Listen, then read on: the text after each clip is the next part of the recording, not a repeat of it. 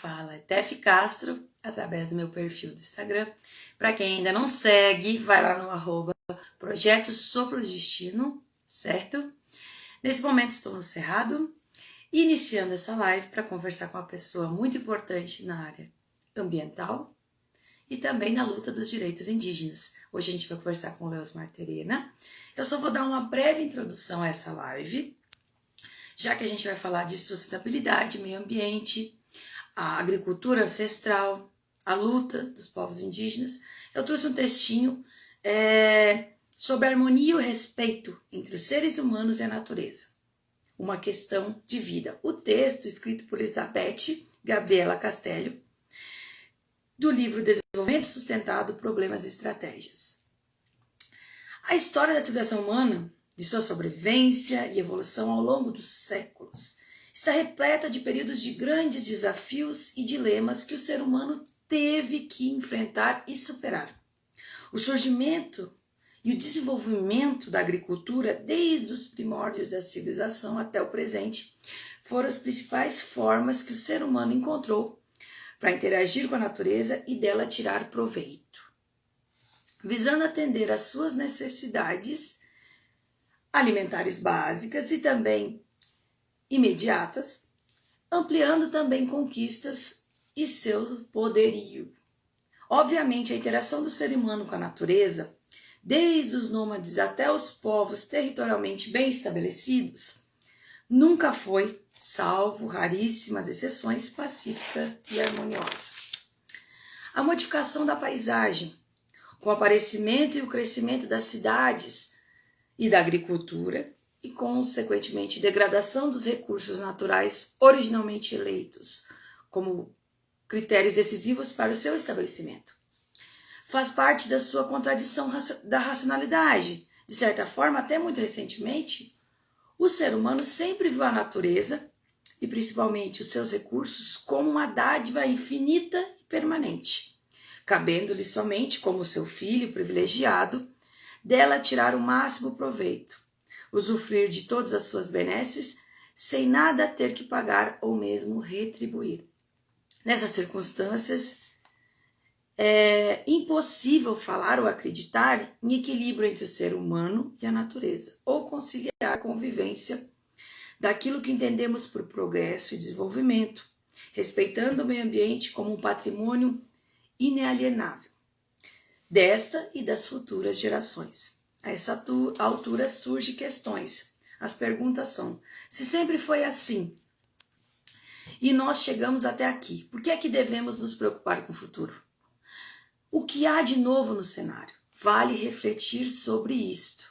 É importante lembrar que no século passado o ser humano acumulou uma quantidade quase inestimável de conhecimentos e tecnologias que dão a ele um imenso poder, tanto de construção como de destruição, jamais visto antes.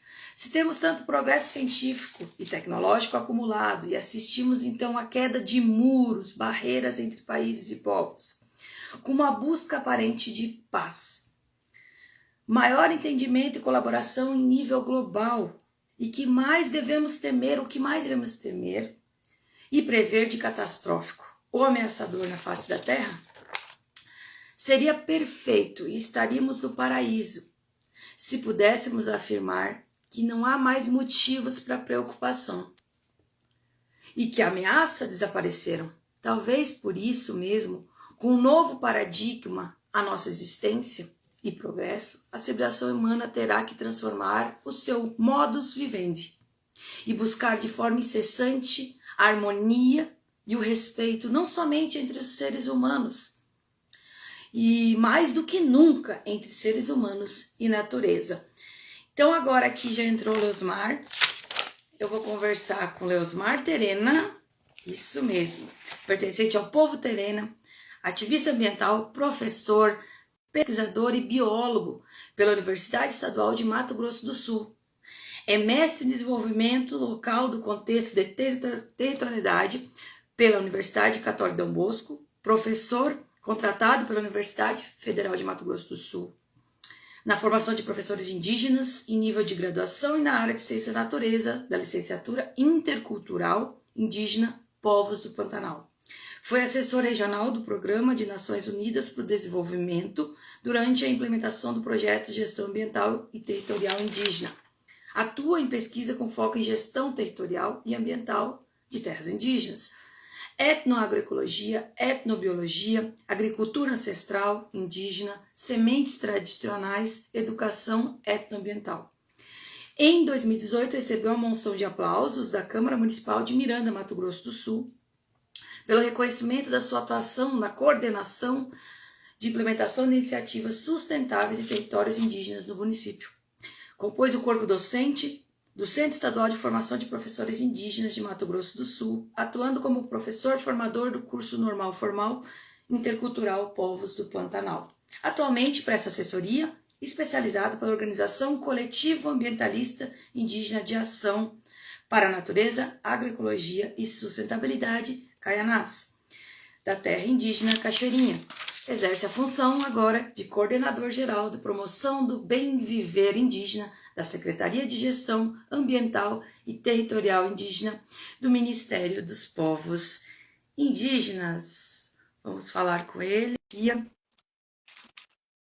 Para quem ainda não conhece, vai lá e segue @leosmar_terena.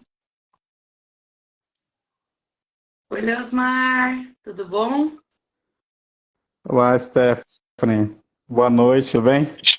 Boa noite, tudo. E com você? Tudo ótimo também. Muito obrigado pelo Eu convite. quero agradecer por você aceitar esse convite para a gente conversar um pouco. É uma honra estar falando com você. Sempre é muito bom a gente conversar sobre a importância do meio ambiente, principalmente a luta dos povos indígenas.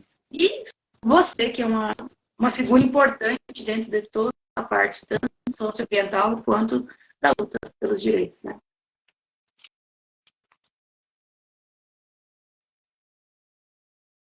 Tá me ouvindo bem?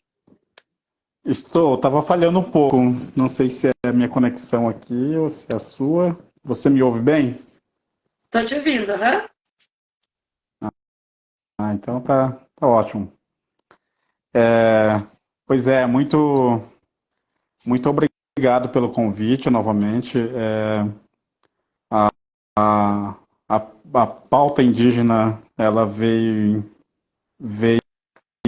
crescendo, né? Ainda mais nos últimos anos, nos últimos tempos, por conta das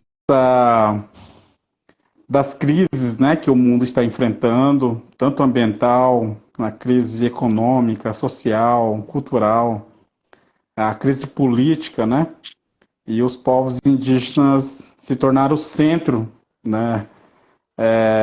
Como uma esperança para dar resposta a essas adversidades que o mundo está enfrentando. Então, e hoje, como membro do governo federal, até então eu estava do lado de lá, né, no movimento indígena, no movimento de agroecologia, no movimento de agrofloresta, e agora estou do lado de cá, enquanto governo, nessa responsabilidade de trazer a experiência que vem do território também, o olhar que vem do território, e tentar fazer com que as políticas públicas de Estado possam se adequar às especificidades dos territórios indígenas, né? Então esse é o Sim. nosso desafio neste momento. Eu acho importantíssimo. E, novamente, eu fico muito agradecida por você tirar esse tempo para a gente conversar. Bem como você falou, nesse momento, mais do que nunca, a gente tem que falar sobre a questão ambiental e principalmente da luta dos povos indígenas, dos povos originários, quem fazia agricultura aqui no país. Eu até estava lendo sobre o destino, um trecho da carta de Vaz de Caminha, mandando para Portugal, do que ele viu aqui. E a gente sabe que a Amazônia foram os povos indígenas que fizeram ela ser grande como ela é hoje, né? Produzindo alimento ali dentro da floresta.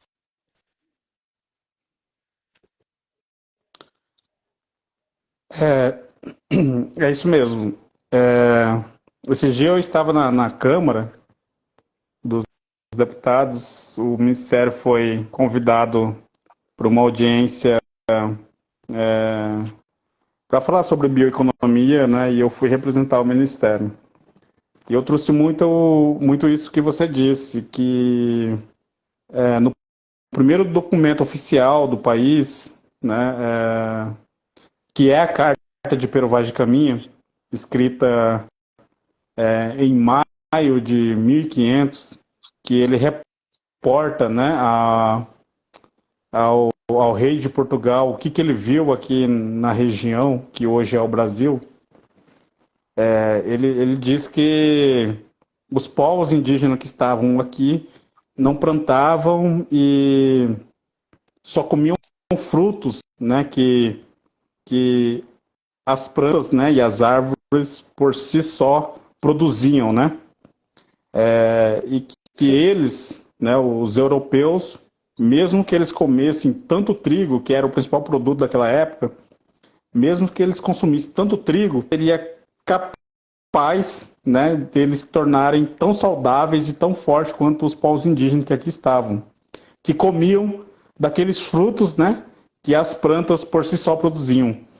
Mas o Pero Vaz de Caminha se equivoca porque consegue perceber que o que ele vê de comida no meio da floresta foi produzida pelos povos indígenas já naquela época. Né? E existem pesquisas, né, acadêmicas, cientistas de outros países também, que comprovam que a terra preta, né, construída, produzida na Amazônia, ela é fruto do manejo, né, e das práticas tradicionais agrícolas dos povos indígenas, né? Sim. Então, assim, existe muita evidência e hoje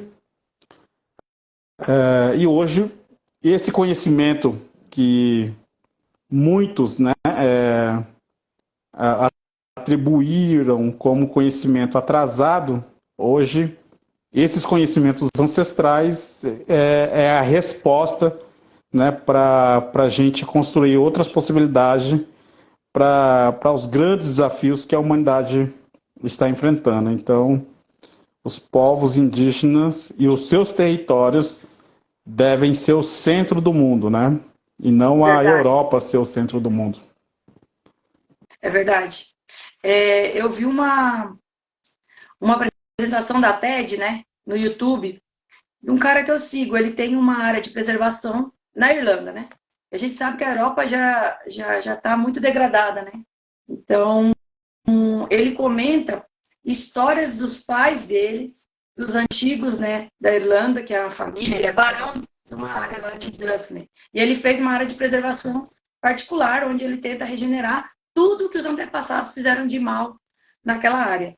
Então, ele comenta que as histórias do pai dele, dizendo que andava pela mata, pela floresta, assim, e via vários animais selvagens. E hoje ele, adulto, não vê. Então, ele disse que a gente hoje está travando uma batalha como outras gerações já travaram. E a nossa batalha é em relação ao clima, é em relação à vida e à morte, porque a gente tem que ver a decisão da gente vai ser o fim ou não do mundo natural, querendo ou não. Aí ele comenta que espécies vivas hoje mamíferas, 60% são animais de fazenda e 36% são humanos e 4% só são animais selvagens. Tipo, a pecuária, a gente vê que a pecuária é muito destruidora de floresta por conta do desmatamento, né? E também muito poluidora pela emissão do metano. Aí eu venho te fazer uma pergunta. Em relação a isso, hoje a gente está com essas lutas, principalmente no nosso país, as lutas nas questões dos povos indígenas também estão travando, e o impacto que a perda de territórios ia refletir no nosso habitat, né? A perca da nossa vida, prejudicando as florestas. Então, como você relatar em relação às lutas que hoje vocês estão travando e que você aí está conseguindo ver, né? Para tentar buscar esses direitos.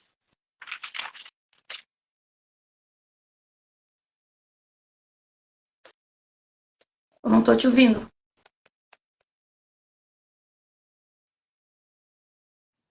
Desculpa.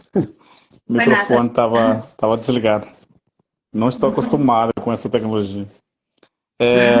Mas a gente percebe, nós povos indígenas, percebemos que as mesmas armas que utilizaram nos tempos passados, né, desde o período da colonização, são as mesmas armas, né, que estão utilizando hoje.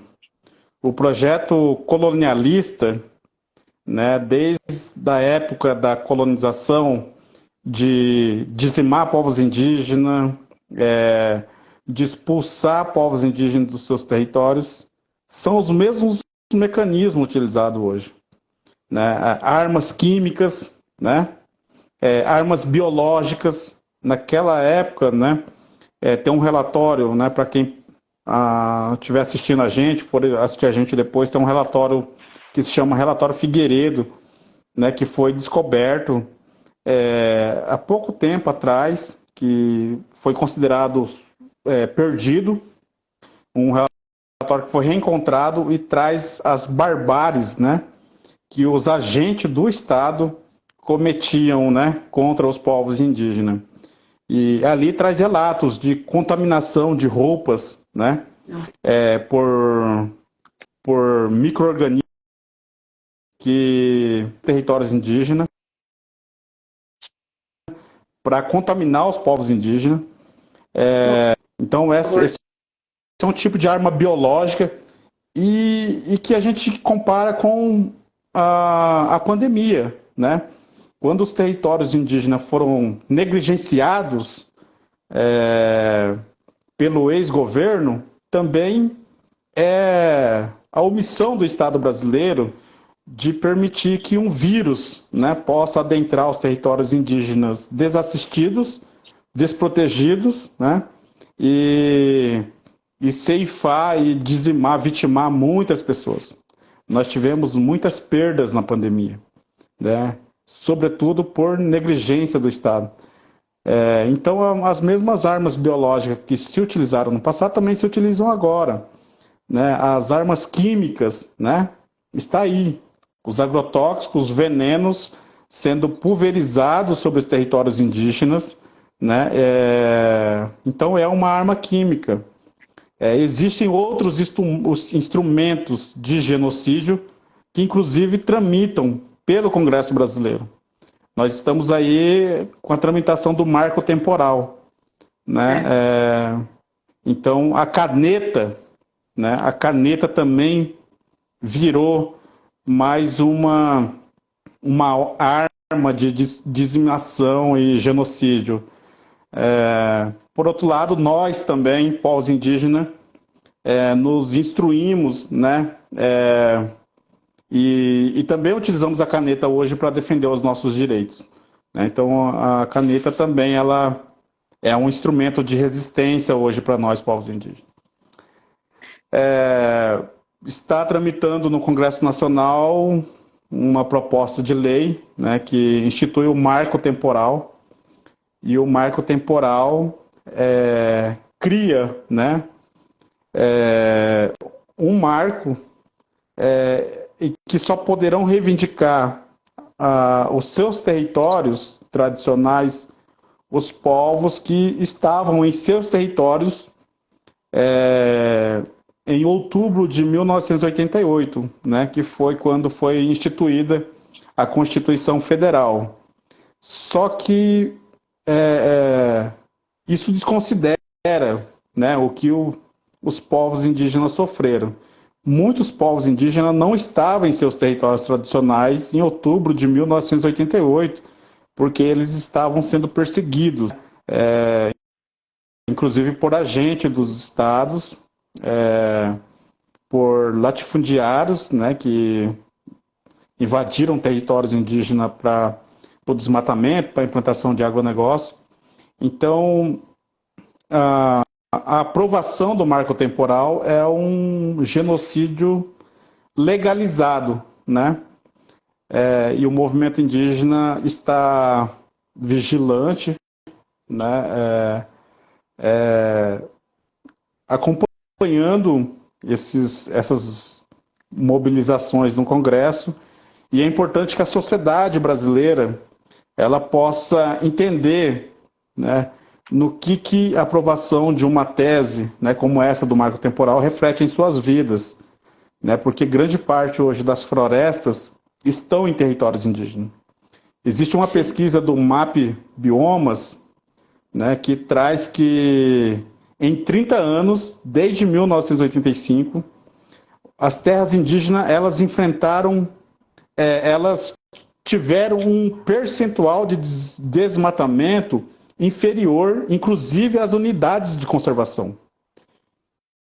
Então isso demonstra o papel que os povos indígenas e os seus territórios têm na produção da chuva, né? Na manutenção das florestas, na produção da chuva, na produção de água. E eu costumo dizer que sem os territórios indígenas, nem o agronegócio será capaz de sobreviver, porque não vai ter água, né? Então é importante que a gente assuma também, nós, sociedade brasileira e sociedade internacional, assuma a responsabilidade, né, de sensibilizar o máximo que a gente puder de pessoas para enxergar o que há por trás das violações, né, dos direitos dos povos indígenas. Dizem que existem muita terra para pouco índio, mas na verdade existem poucos indígenas produzindo oxigênio para muita gente, né, para o planeta todo. É verdade. E por isso que eu quis falar com você. Fazia tempo que eu não fazia live, não mexia na parte das redes sociais, mas eu queria muito trazer essa questão, esse ponto que você falou agora, que é a questão de explicar para a gente e mostrar o quão complicado é esse momento na questão da votação do marco temporal e o impacto disso, dependendo do que for decidido ali, o que vai impactar. Uma coisa que você lembrou muito foi, não tem como a gente não falar de questão política, porque foi um desmonte muito grande de legislação que tinha e que o último governo desmontou. Eu presenciei isso na prática, porque eu tenho amigos nos Cariri Chocó, em Alagoas, Porto Real do Colégio, e eu sempre visitava eles. E antes desse desmonte, eles viviam até certo ponto, assim, ó, tranquilos. E começou a desmontar tudo, acessar e ter problema. Está minha mãe aqui para comprovar.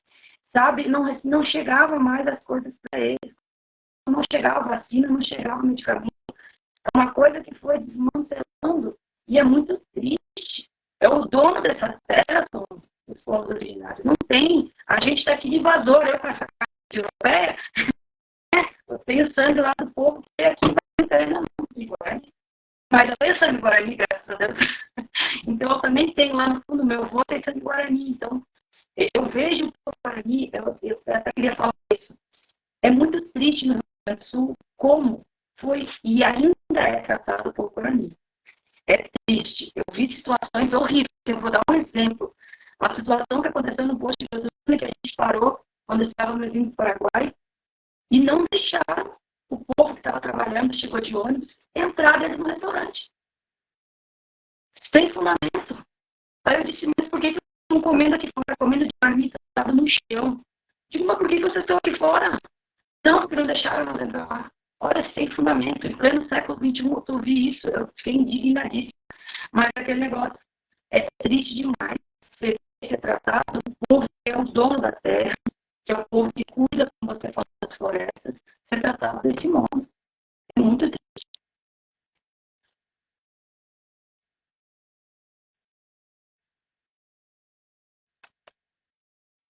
Caiu aqui não. Tá ouvindo?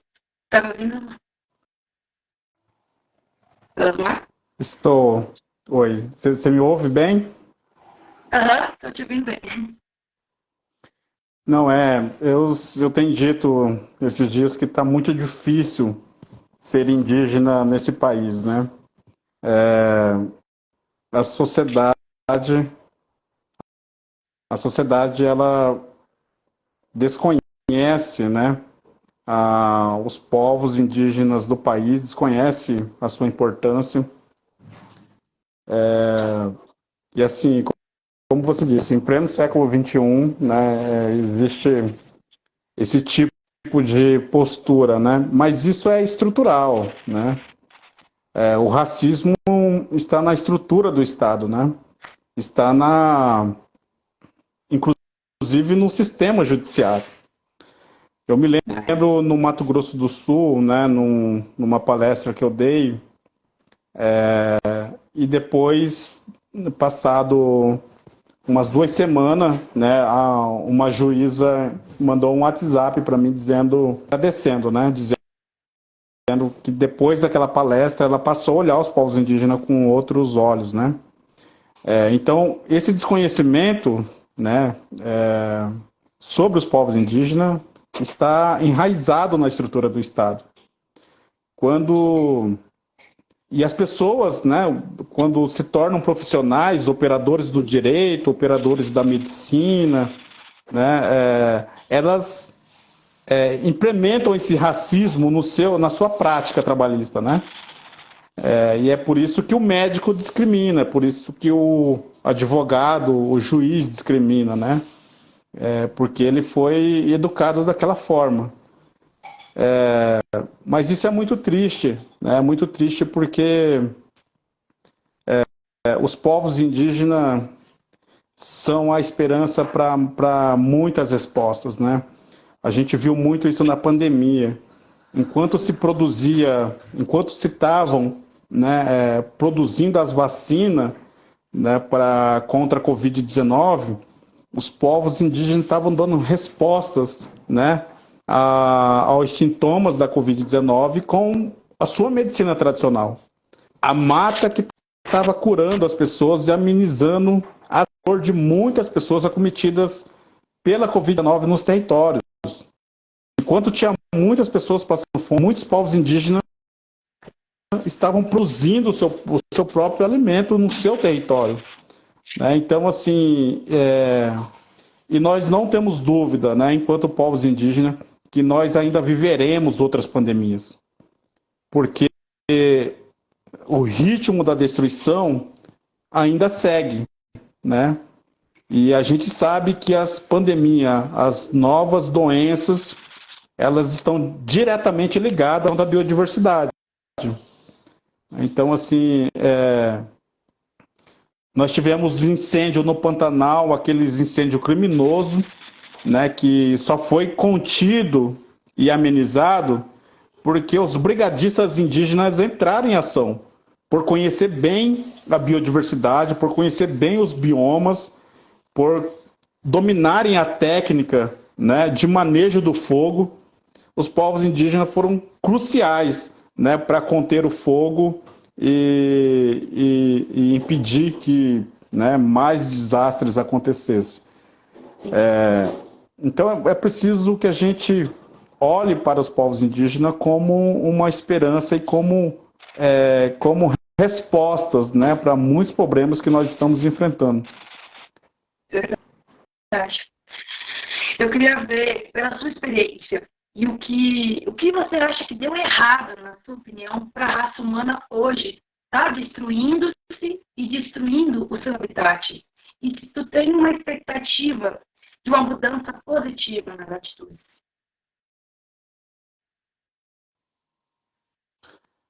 Olha, pois é, isso é uma questão assim que eu imagino que a sociedade, a espécie humana, né, ela despersonificou a natureza, né? Quando ela passou a enxergar a natureza como algo apenas material, físico, né, passível de retorno econômico, começou-se a destruição, né? Se a gente seguisse, né, a percepção que os povos indígenas têm sobre a natureza como sujeitos de direito, né, como seres vivos, né, como uma morada dos espíritos, a gente não teria destruído tanto, né? Os não indígenas não teriam destruído tanto assim. Então a gente precisa inaugurar um novo tempo, né? E na inauguração desse novo tempo a gente precisa revitalizar os valores ancestrais ou internalizar, incorporar os valores ancestrais indígenas de relação com a natureza e com a terra. Né? Quando o Ailton Krenak diz que o futuro é ancestral, é porque é isso, né? Nós precisamos restabelecer uma outra relação com a natureza. E como a gente sempre diz, né? Ninguém vai cuidar da natureza se não evoluir espiritualmente. Né? E existe um problema estrutural aí. Né? E esse problema está desde a formação das crianças. Né? Na cultura indígena, as crianças têm uma relação muito próxima com os anciões. E esses anciões, os mais velhos, que transmitem esses valores para as crianças. Os valores, né, de respeito com outras pessoas, de respeito com a natureza, né, de respeito com a terra. E na sociedade não indígena, esses valores não são transmitidos. A escola, ela forma as crianças não indígenas para competir com o outro, né? E ela transmite uma imagem que quem se dá bem na vida é aquele que tem bens materiais, é aquele que acumula riqueza, que acumula dinheiro, né? Então, existe uma educação para a competição. Não existe uma educação para a cooperação, né? Não existe o princípio de humanidade, né? O princípio de empatia sendo transversal aos processos educativos. Então, a gente precisa repensar os nossos valores. Né? Nós precisamos inaugurar um novo tempo e um tempo, né, também com a incorporação de novos valores, de novos princípios. E os povos indígenas ensinam muito nesse sentido. Né? As crianças em nossos territórios são patrimônios da comunidade, são patrimônio do povo. Né? Qualquer criança na aldeia é responsabilidade de todos. Né? Se tem uma criança ali, todos da comunidade estão olhando para ela, todos da comunidade estão cuidando dela. Ela é um patrimônio da comunidade. Né? Então, assim, é preciso que a gente aprenda, né, esses princípios com os povos indígenas. E volte a ter uma relação com a terra, né? Volte a ter uma relação com a natureza. A roça é um lugar, né, um lugar de aprendizagem. Né? Então, sim, e é nesse sentido que a Caianás também faz os intercâmbios, né, as vivências, promove vivências, trazer a sociedade não indígena para passar um tempo com a gente e aprender com a gente, para também sair do nosso território com outros valores e outros princípios. E isso tem dado muito certo, né? Sim. Eu gostei bastante do comentário que Martins botou. A natureza não é fonte de recursos, não é um supermercado. É parte da gente, do nosso existir. Como você falou. E você trouxe, querendo ou não, uma coisa que a minha mãe estava comentando, que ela falou, hoje em dia, em vez do bem, seja o bem em si, o bem dos outros, estão pensando nos bens. Né? A sociedade é muito focada no material, nos bens, e não pensando no bem-estar de todos. Ela sempre fala, comenta que as construções, as obras antigas eram tão bem elaboradas, os povos indígenas também fazem artesanato tão elaborado, tão bonito, algo exclusivo, né? Com cuidado sobre o que faz, oratórios, ensinamentos, medicinas. E parece que hoje a sociedade é tudo rápido, ligeiro, mal feito. Você vê pelas construções, que não é usar materiais o mais barato possível, só por pensa no lucro, não do bem-estar de todos. Né? Isso também. Você comentou da espiritualidade. Eu tenho uma curiosidade pessoal e porque eu participei assim, eu não participei, né? Mas eu estive próximo das pessoas que faziam os rituais, né? Os Xocó, que é o povo que eu mais convivi. E eu vejo muita sociedade dos brancos, né, dos não indígenas, buscando para a cura dos seus males as medicinas indígenas. E eu queria saber o que você acha sobre o uso dessas medicinas, né? Seja o rapé, seja a jurema, no caso lá, a ayahuasca, sobre as medicinais e essas curas espirituais pelos não indígenas.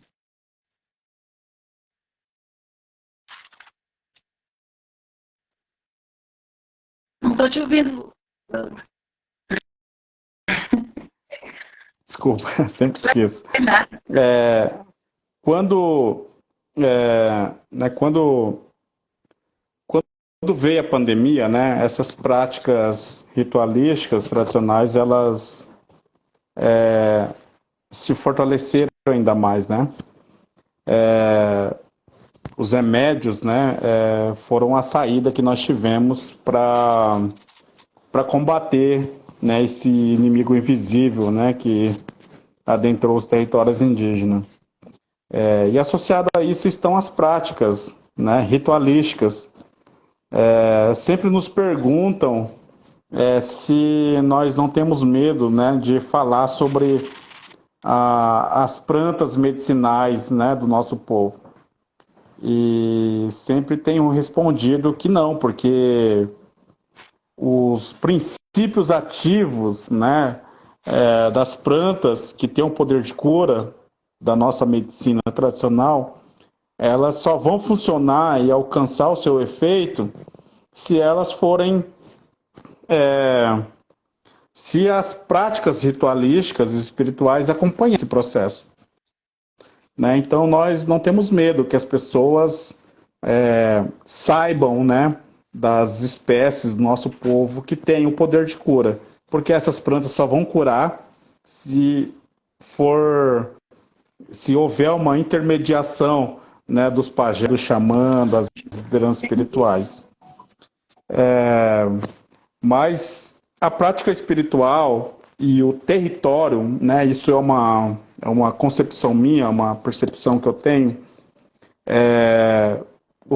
a dimensão territorial e a dimensão espiritual, elas são fundamentos, né, da nossa base de vida, do nosso sistema de vida. Então não dá para ser a nossa cultura, né, o nosso sistema de vida do território e da espiritualidade, né? Como eu disse,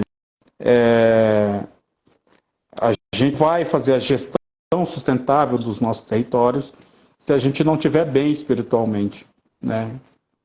Então, o espírito indígena, a espiritualidade, ela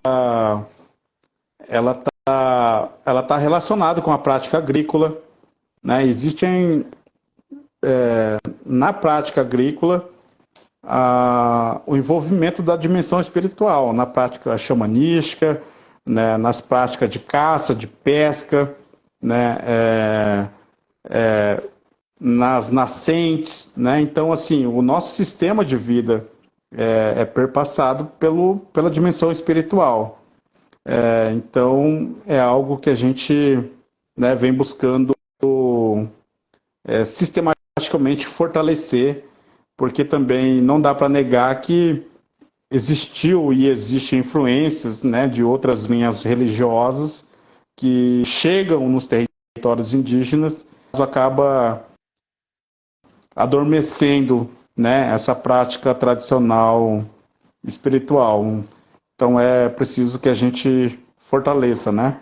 A Kaianás, ela tem uma casa de canto e cura, né? Talvez é a única casa de canto e cura tradicional terena que existe no Mato Grosso do Sul, né? Foi construída pela Kaianás com orientação das lideranças espirituais, né? Então,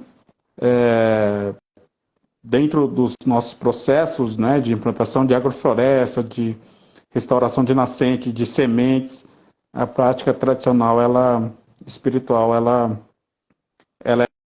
é transcendental, né? Ela é horizontal a esses processos, né? Bom, você falou isso, que era a próxima pergunta que eu ia fazer, da questão da implementação das agroflorestas, né, dos territórios do povo indígena terreno. Então, como é que está sendo esses plantios agroecológicos, essas agroflorestas lá em Mato Grosso do Sul?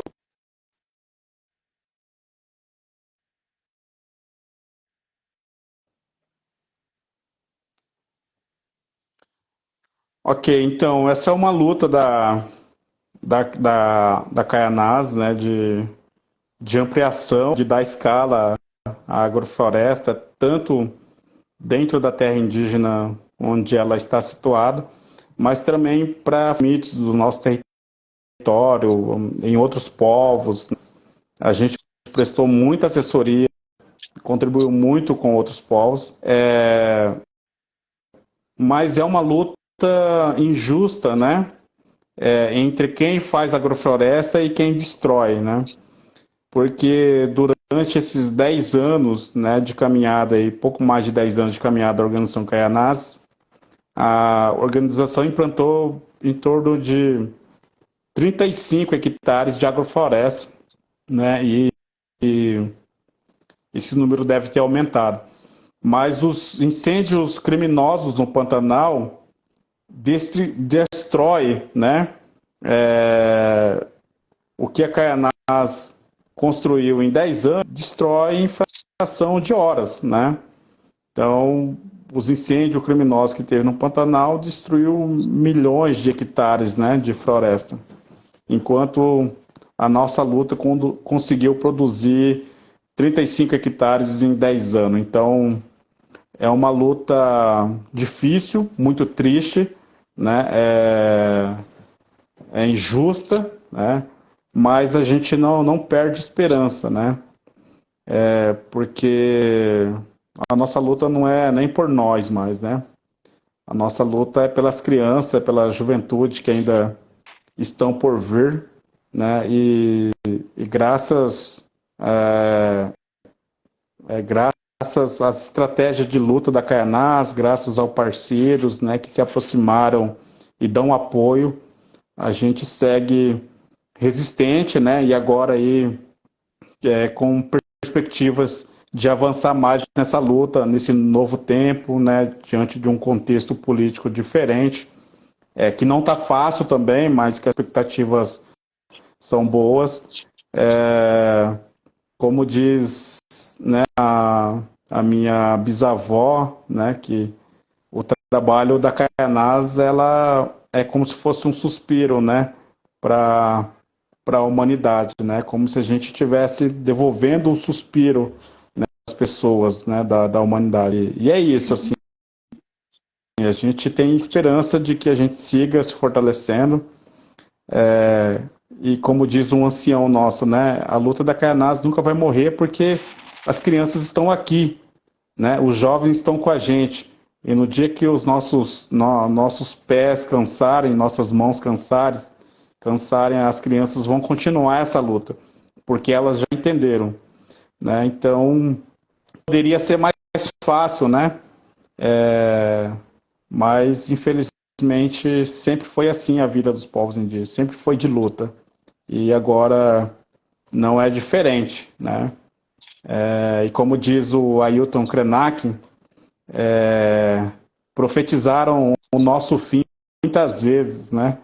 E nós enterramos todos os profetas. Então, a gente não vai desistir, né? Que a gente ainda alcançar a terra sem males, né? A gente pensa que a gente fala das futuras gerações.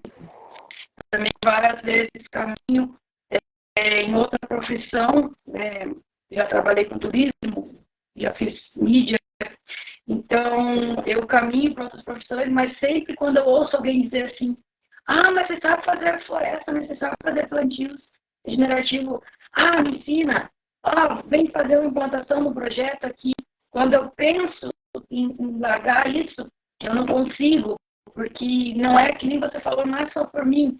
Saber que mais uma pessoa está fazendo, ou que mais um projeto está sendo implantado, ou que uma criança aprendeu isso, entendeu o que vai ser para frente, a gente não consegue querer desistir, porque tem aquela esperança nas futuras gerações. Quando dava aula para as crianças, é tão lindo ver o que será quando elas compreenderem, porque quem já está adulto é tão difícil de colocar na cabeça, né? Mas a gente tenta.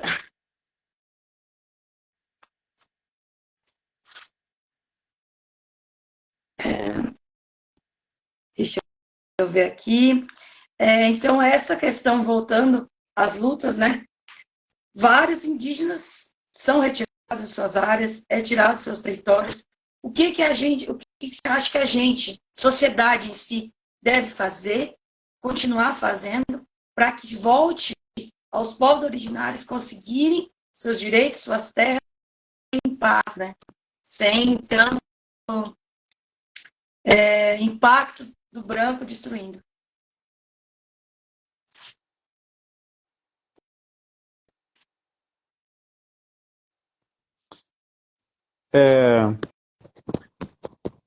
Como eu disse, né?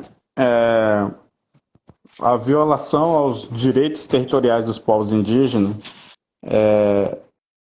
a tentativa de institucionalizar o marco temporal, se isso de fato acontecer, né? Isso é uma abertura, né, para fragilizar a democracia. Violar os direitos dos povos indígenas, instituir um marco temporal, isso é apenas o início de um processo, né, de negação e violação de direitos. E depois disso, vai se avançando, né, para violação de muitos outros direitos, né, de outros povos, né, da população mais pobre. Então, a violação dos direitos indígenas, a instituição do marco temporal, ela abre caminho para um processo sistemático, né, de violação de direito da população negra, da população mais pobre, marginalizada. Então, é importante também que a sociedade compreenda isso, né? O que está em risco, né? Por que é importante defender os povos indígenas?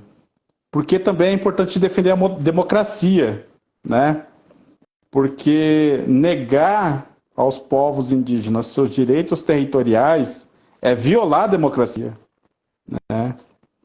A democracia, a preservação do Estado democrático é princípio básico, né, para a gente tentar estabelecer uma vida em sociedade com respeito aos direitos humanos, né, as populações mais vulnerabilizadas.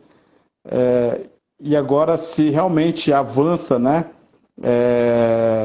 o marco temporal, é o risco, né, para toda a sociedade, sobretudo, né, para as pessoas que estão nos segmentos aí mais vulneráveis. E além disso, assim, está muito claro o que aconteceu nos últimos anos, né, da tentativa, né, de destruir, né, o Estado democrático de direito. Graças, né, à mobilização da sociedade civil, isso não foi possível, né? E, além disso, é importante que a sociedade, né, nacional e internacional possam se somar à luta dos povos indígenas, né? Como eu disse, nós somos a esperança, né, para que haja um mínimo de condições de sobrevivência, né, nesse planeta. Os biomas, né, estão sendo destruídos, né, a natureza está chegando, as florestas estão chegando em um ponto de não retorno, né, e isso significa que quando a destruição, a depredação da floresta alcança um determinado ponto, a natureza já não tem mais condições de se reconstituir por si própria, né? Então, os povos indígenas ainda resistem, né, e conseguem manter o mínimo, né, de condições ambientais aí que permite a nossa sobrevivência, né? E é uma luta difícil, porque por mais que nós sejamos aqueles que menos contribuem para o aquecimento global, nós somos aqueles que são os primeiros a sentir o efeito dos desastres ambientais, do aquecimento global. Os povos indígenas isolados, né, que nada praticamente contribuíram para esse desequilíbrio ambiental, são aqueles que, né, mais estão sofrendo os efeitos das alterações climáticas. E nós seguimos existindo, né? Existem outros povos em situação muito difícil, né? No Mato Grosso do Sul tem um povo Guató, que tem uma relação muito forte com as águas, e estão percebendo o rio diminuindo em volume de água e em largura, né? O pacu, que é o principal peixe da base alimentar do povo Guató, está cada vez mais difícil de ser pescado. Existem épocas do ano que o povo Guató consegue ir a pé, né? De tão baixo que o volume de água alcança. Então, essa questão climática é uma realidade, né? E a todo momento nós estamos tentando construir resposta, né, para os efeitos, né, de todo esse desastre. E a agrofloresta, né, que os povos indígenas vêm produzindo, com, né, um acúmulo de tecnologia, também responde a essas variáveis, né, efeitos, né, das alterações climáticas. Na pandemia, por exemplo, muitos agricultores indígenas que trabalhavam em sistema de agroflorestas foram aqueles que conseguiram resistir, né, ao Estado, porque na agrofloresta tinha alimento, né, e com aquela chuva, né, tóxica que veio depois de um período intenso de incêndio no Pantanal, aquelas chuvas tóxicas atingiram, sobretudo, aqueles agricultores que não tinham um sistema biodiverso. Aqueles agricultores que trabalharam com o sistema de agrofloresta sentiram menos o efeito, né, dessas chuvas que vieram com alta toxicidade e conseguiram colher ainda diante dessas situações. Então, são muitas respostas, né, que a gente vem construindo, né, no enfrentamento desses desafios diários. Tecnologias que dão resposta à escassez hídrica, né, tecnologias que dão respostas à alta temperatura.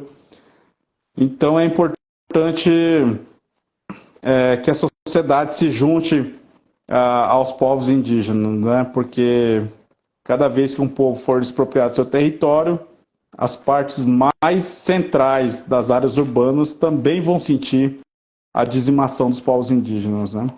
Então, eu acho que é isso, assim, convidar todo mundo para se somar com a gente nessa caminhada. Isso mesmo. E para quem ainda não conhece e quer seguir lá, segue a Organização Carnaz, segue o Osmar, com bonitas publicações, um projeto em andamento, né? E poder também visitar, conhecer todo o trabalho que você fez. E, ele voltou aqui, ó, Osmar voltou para quem ainda não segue.